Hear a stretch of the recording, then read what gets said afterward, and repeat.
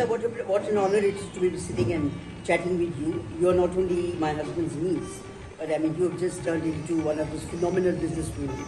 And I'm going to try and ask you, because I know from when you started, I knew since you were a little kid. Here you've grown up, you got married, you got a family, and now this amazing entrepreneur that you become.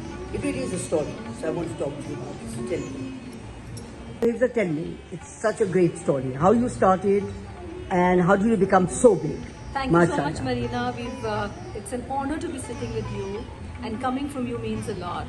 And while yes, you've seen us as kids, and we have seen you as our mentors, and doing great things and putting up great work. Nothing compared to you, nothing. But we've been learning from the best. Coming back from such a resilient, strong family where women have been, encouraged to work and be a part of the system. So it was always there, from my grandmother and from all my aunts, and they've been running all kind of NGOs and enterprises. So I started my journey from my masters, after my masters, which is in economics and finance. So I went on to doing banking.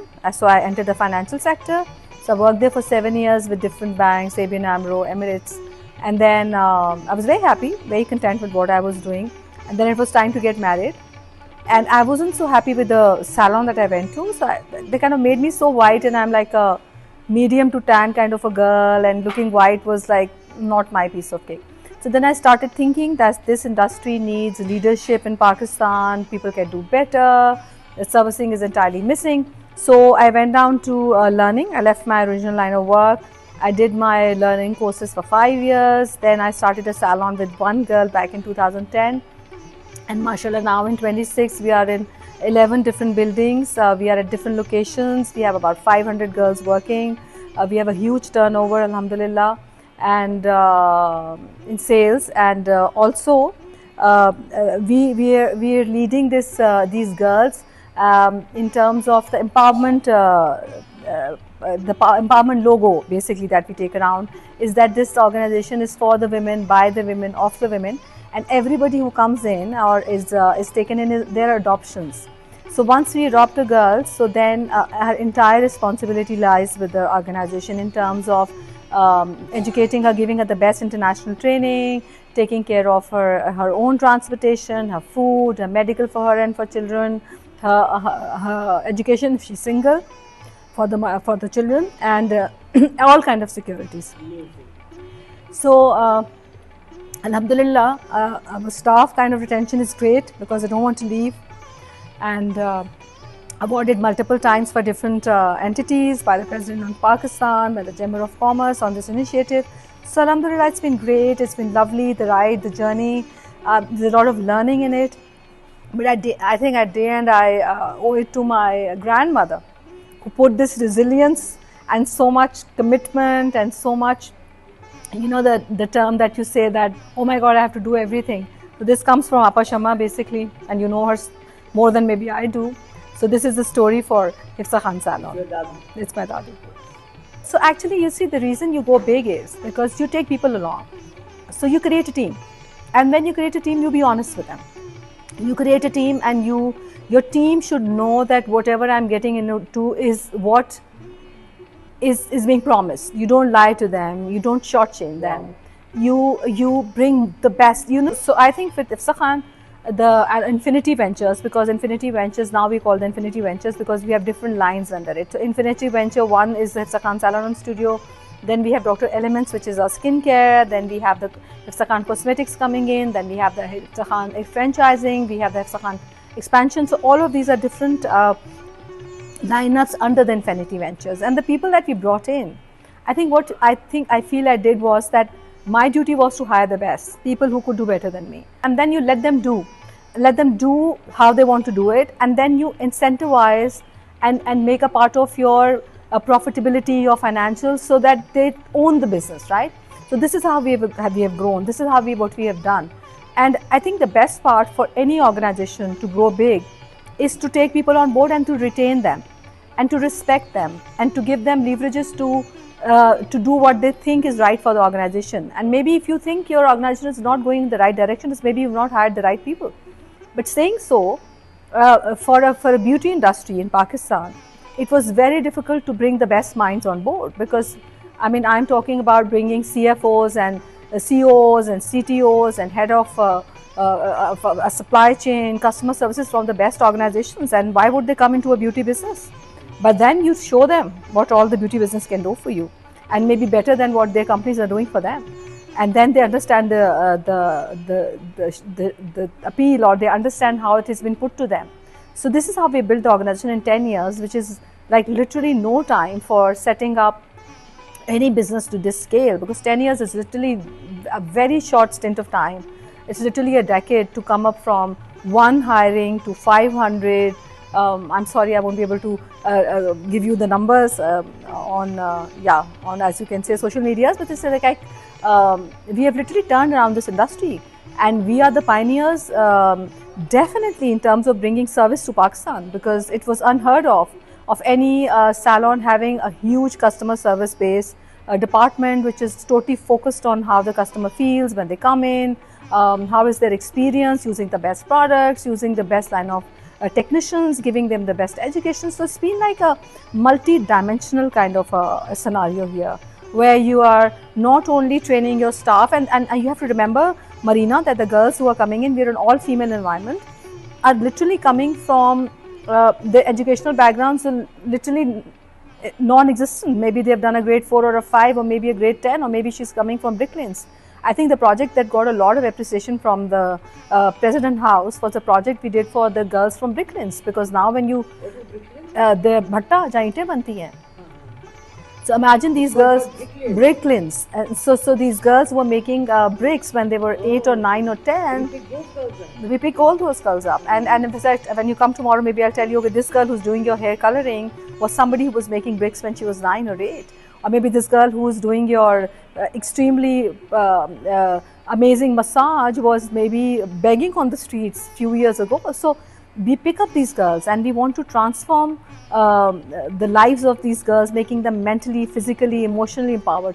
And you see, I think the great thing which I think the organization has done is we are a lot focused on the education for the children of these women. Because you know, when you enter Pakistan and you say, oh my God, this place, oh my God, what's wrong with these people? Why are they so uneducated? So what we have done is we're focusing on the education of the staff that is with us. So we make sure that everybody goes to school, especially for the single mothers, the education is free. Now we are making a project where we are going to give education for the entire lot.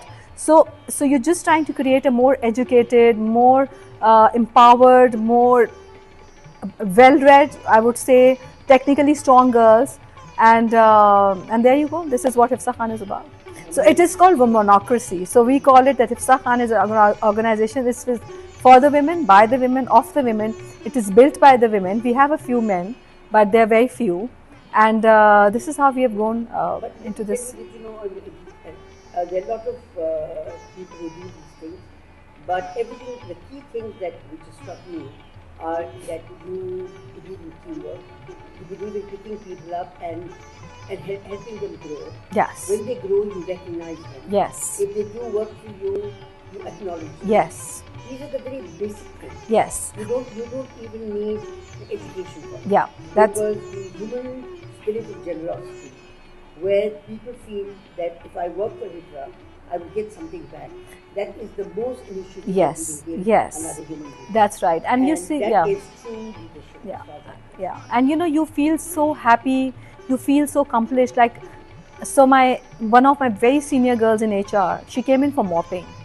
She was a grade 10 or 8. Mopping floor. Yes. She took her entire education with us. She did her FA, then she did a BA, then she did a degree in human resource. And all along through now, she's like a senior manager in HR. So then you like grow people. And these girls have a lot of potential. And sometimes you see people coming from all these big fat Ivy Leagues. Yeah. And you see that they went for technical education, Yeah. but they actually don't have the emotional capacity to handle anything. Yes. That's why they fall flat. Yes, that's right. But it's just so basic, you know.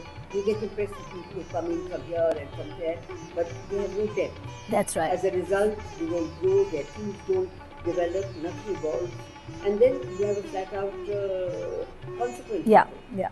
So I'm so happy to hear that you talked about the basic I mean, very root, Very basic. issues Yeah. that you are aware of. Yeah, very You basic. Make something grow. Yeah, Amazing. yeah. So you know, you need to have humility, you need to have empathy, you need to have compassion. So our vision statement basically, They all talk about it They all in their do. speeches. Yeah. But what happens when they come in and yes, take the job? yes. Then what happens? Then what happens? So it's like these are the. I am talking about the most basic stuff. You know, you pick up people from literally nowhere, and you build them up, and you take them along, and they're going to make mistakes, and you don't kill them on those mistakes, and you give them the leverage.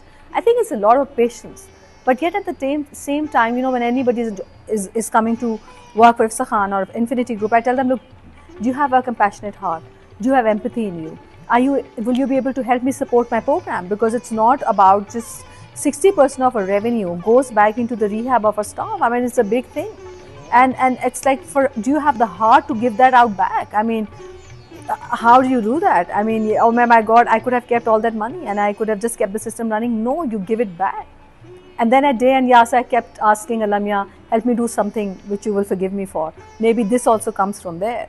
And I think this requires a lot of patience. So, you know, my father was a very empathetic person. He was the kindest soul I had seen. I had seen people running him down on account of his goodness. And so was my mom. So is my mom. And my grandmother she was amazing. So, you know, you saw it in the house. And these were the people who helped you get to where you've gotten today. And you know, I saw my grandmother 6 days back in my dream, and she was saying, why are you working so hard? And I just said, you taught me this, and I have no other way, and I don't know anything else.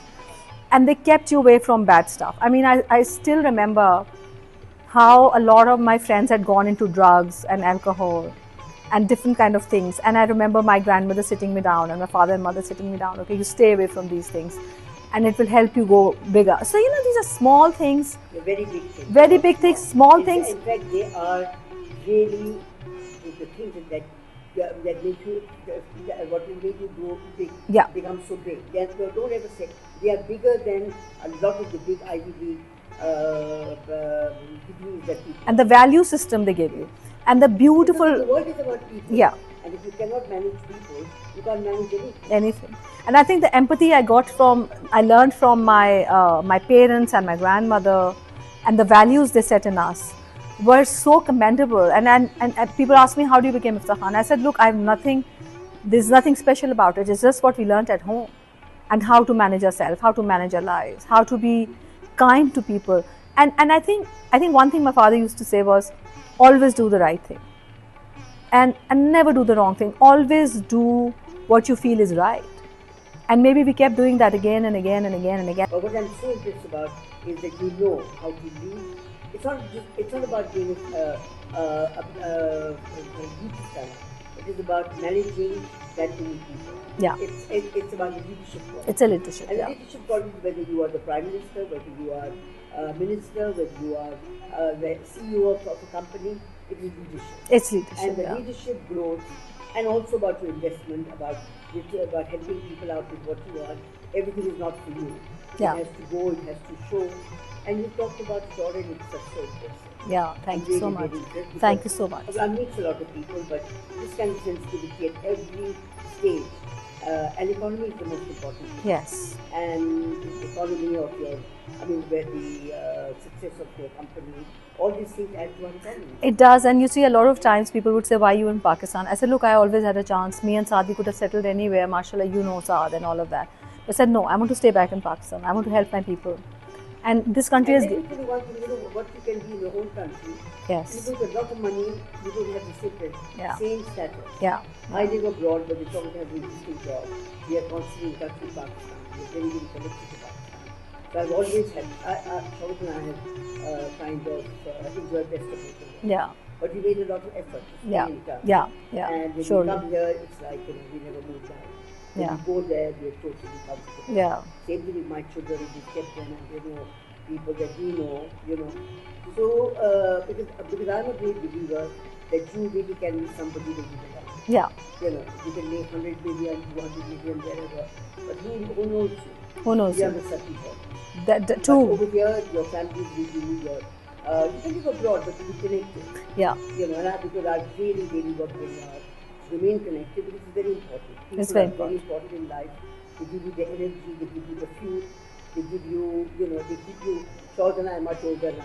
Yeah. But even then, the story goes through them. Yeah, Because because we it's the have love you younger get, friends, from the younger family, friends, friends, yeah. My children's friends are still inviting me, inviting us.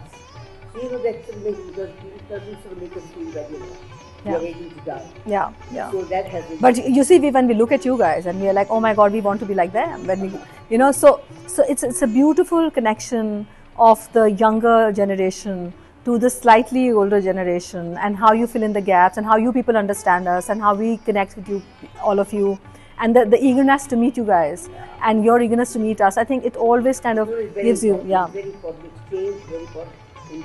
And really, I would appreciate any kind of help you give. Oh, because, thank you. Because you have the experience. Yeah, yeah, anytime, And anytime. any support you do, hugely appreciate it. Do And that. I'm glad to have this wonderful conversation with you. And I'm Thank you sure so it much. help a lot of people. It's Hiddat Salon, and I'll be adding more pictures to it and a few more shots to this story. And thanks. Thank you so much, Marina. Thank